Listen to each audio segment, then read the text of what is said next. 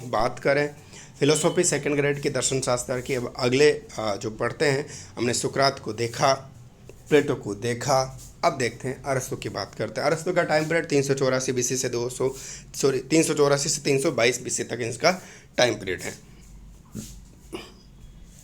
ये प्लेटो के शिष्य थे। अरस्तु प्लेटो के शिष्य, पी ये याद रखना, प्लेटो अरस्तु।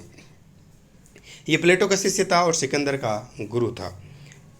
इसने प्लेटो के एकेडमी नामक शिक्षण संस्थान में शिक्षा प्राप्त की थी और अरस्तु ने बच्चों की शिक्षा के लिए लाइसियम नामक विद्यालय भी खोला था। लाइसियम। अरस्तु कई विषयों का ज्ञाता था, जैसे इतिहास, राजनीति शास्त्र, दर्शन शास्त्र, खगोल शास्त्र और वनस्पति शास्त्र। प्लेटो का ज्ञान विश्लेषणात्मक था, जबकि अरस्तु का ज्ञान संश्लेषणात्मक था। प्लेटो अलग अलग करता है, अरस्तु संश्लेषण स्थापित करता है, समन्वय स्थापित करता है। अरस्तु के ग्रंथ है पॉलिटिक्स, वो निकोमेनिज्म, एथिक्स, एथिका। अरस्तु ने दर्शन पर ज़्यादा ग्रंथ नहीं लिखे, राजनीति पर ज़्यादा ग्रंथ लिखे। वो कहता है कि राजनीतिक शास्त्र सामूहिक शून्यता, यानी सामूहिक शून्यता का मतलब होता है अच्छा क्या है की बात, सामूहिक शुभ की बात करता है। शुभ का मतलब होता है अच्छा होना, गुडनेस, ठीक है। जबकि दर्शन जो है व्यक्तिक शुभ की बात करता है। राजनीतिक शास्त्र तो सामूहिक रूप से शुभ की बात करता है, लेकिन दर्शन जो है व्यक्तिगत शुभ की बात करता है। वो व्यक्तिगत शुभ सामूहिक शुभ में ही समाहित होता है। इस कारण अरस्तु के राजनीतिक शास्त्र के ग्रंथों में दर्शन शास्त्र की भी जानकारी हमें प्राप्त होती है। अरस्तु के अनुसार परम सुख क्या, हाईएस्ट गुड कौन सा है? अरस्तु कहता है कि सम्मान, स्वास्थ्य, धन, यश इत्यादि शुभ हैं। ये तो शुभ है, ठीक है, ये अच्छा है, गुडेस्ट है, हाई, ठीक है, शुभ है। लेकिन इनमें परम शुभ इन्हें माना नहीं जा सकता कि परम शुभ हाईएस्ट गुड ये नहीं है। ये आनंद प्राप्ति के साधन के रूप में शुभ है। आनंद प्राप्त हम इसे कर सकते हैं, इस कारण परम शुभ तो आनंद ही होगा। अरस्तु से आनंद याद रखिएगा, परम शुभ आनंद। अरस्तु के अनुसार सद्गुण। अरस्तु ने मानव स्वभाव के दो पक्षों, बौद्धिक पक्ष और निर्बौद्धिक पक्ष या भावनात्मक पक्ष के आधार पर सद्गुणों को दो भागों में बांटा है। वो कहता है कि भावनात्मक पक्ष के अनुसार मनुष्य व पशु में कोई अंतर नहीं है, भावनात्मक रूप से कोई अंतर नहीं है। वो कहता है फीलिंग्स पशु की भी होती है, भावना पशु को भी होती है। बौद्धिक पक्ष के अनुसार इनमें अंतर है, बौद्धिक स्तर पर अंतर है। बौद्धिक पक्ष के अनुसार विवेक या ज्ञान सद्गुण है। बौद्धिक पक्ष के अनुसार विवेक या ज्ञान क्या है? सद्गुण है। जबकि निर्बौद्धिक पक्ष के अनुसार साहस, संयम, न्याय, दया, उदारता, मित्रता आदि सद्गुण है। साहस, संयम, न्याय, दया, उदारता, मित्रता ये सद्गुण है। अरस्तु कहता है कि सद्गुणों को स्थायित्व देने के लिए अभ्यास की आवश्यकता होती है। अब सद्गुण तो है, आप उसमें स्टेबिलिटी बनाए रखने के लिए आप क्या करेंगे? अभ्यास करेंगे, प्रैक्टिस की आवश्यकता उसमें होगी, ये अरस्तु कहते हैं। अरस्तु मित्रता के आधार की बात करें। अरस्तु ने सुख, उपयोगिता व चरित्र की उत्कृष्टता को मित्रता के आधार बताए। वो कहता है कि मुख्य रूप से चरित्र की उत्कृष्टता के आधार पर औरों से मित्रता करनी चाहिए। चरित्र की उत्कृष्टता के आधार पर औरों से मित्रता करनी चाहिए, ये कहता है अरस्तु वो देवी चरित्र की उत्कृष्टता, यानी कि किसी का स्वभाव कैसा, उसी के अनुसार उसकी व्यवस्था, यानी उसका चरित्र जिसका अच्छा है ना, उसी से मित्रता करनी चाहिए, अरस्तु कहता है। अरस्तु वो मध्यम मार्ग का सिद्धांत की बात करें। अरस्तु ने सद्गुणों के संबंध में मध्यम मार्ग का सिद्धांत दिया।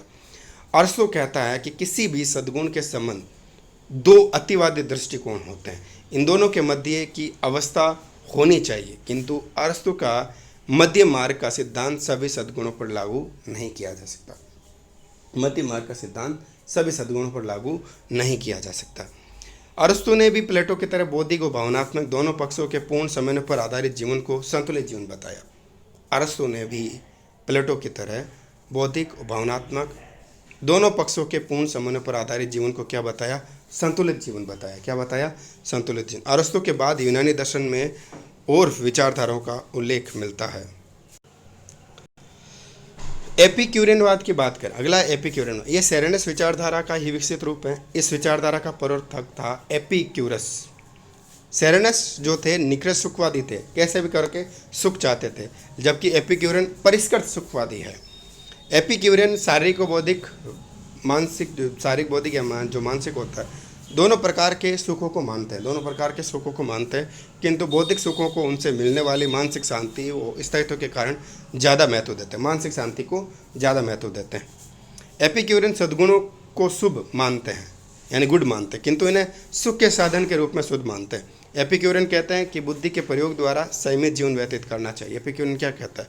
बुद्धि का प्रयोग करके संयमित जीवन व्यतीत करना चाहिए। एपिक्यूरियन कहते हैं कि मनुष्य अपनी इच्छाओं को नियंत्रित करके सुखी जीवन व्यतीत कर सकता है। यानी मनुष्य अपनी इच्छाओं को नियंत्रित करके सुखी जीवन व्यतीत कर सकता है। इच्छाएं दो प्रकार की होती हैं। कितने प्रकार की? दो प्रकार की इच्छाएं दो प्रकार की होती है। तो प्राकृतिक इच्छाओं की बात करें, प्राकृतिक इच्छा जिसमें भूख, प्यास, काम, सास, ये हो गया। भूख, प्यास, काम, साहचर्य, ये प्राकृतिक इच्छाएं हो जाएगी। कृत्रिम इच्छाएं क्या होगी? कृत्रिम इच्छाएं अत्यधिक धन संग्रह, अत्यधिक महत्वाकांक्षा, निरंतर काम यानी शारीरिक उत्तेजना, ये कृत्रिम हो गई। एपिक्यूरियन कृत्रिम इच्छाओं को नियंत्रित करने की बात करते हैं। एपिक्यूरियन कहते हैं कि दर्शन का उद्देश्य मनुष्य के लिए सुख प्राप्त करना, किंतु कुछ मनुष्य सुख प्राप्त करने से डरते हैं। इस कारण दर्शन का भी वही उद्देश्य है कि मनुष्य को अंधविश्वास जनित भय व मृत्यु के भय से मुक्त करवाना भी ज़रूरी है। कि अंधविश्वास का भय और मृत्यु का भय, इससे भी मुक्त करवाना जरूरी है। एपिक्यूरियन कहते हैं कि ईश्वर द्वारा दंडित किए जाने का डर व मृत्यु के डर के कारण भी कुछ लोग सुख प्राप्त नहीं करते। अरे यार, ये सुख प्राप्त करेंगे तो अगले जन्म में क्या मिलेगा, भगवान क्या होंगे, देख रहे होंगे, ये वो, इसके चक्कर में सुख प्राप्त नहीं करना चाहते। एपिक्यूरियन ने मनुष्य को भय मुक्त करने के लिए डेमोक्रेटिस के अणु का सिद्धांत का सहारा लिया था। डेमोक्रेट अणु का सिद्धांत याद रखिएगा। अब आती है स्टोइक विचारधारा। अगली है स्टोइक विचारधारा। ये सिनिक विचारधारा का विकसित रूप है। सिनिक यानी कुछ भी मात्र के सुख की बात नहीं करता। इसका प्रवर्तन जेनो ने स्टोक नामक विद्यालय की स्थापना से किया था।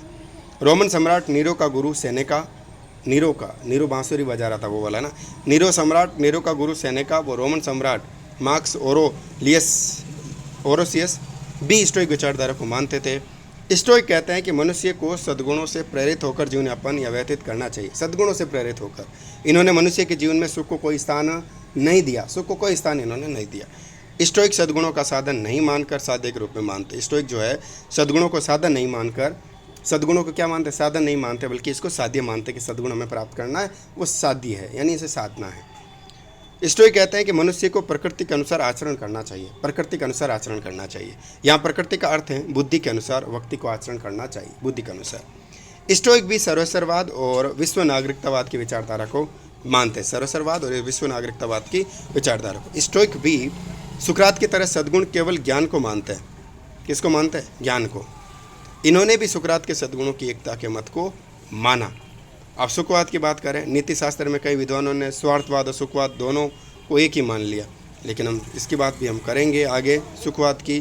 ठीक है, तो चैनल को सब्सक्राइब कीजिएगा। नमस्कार।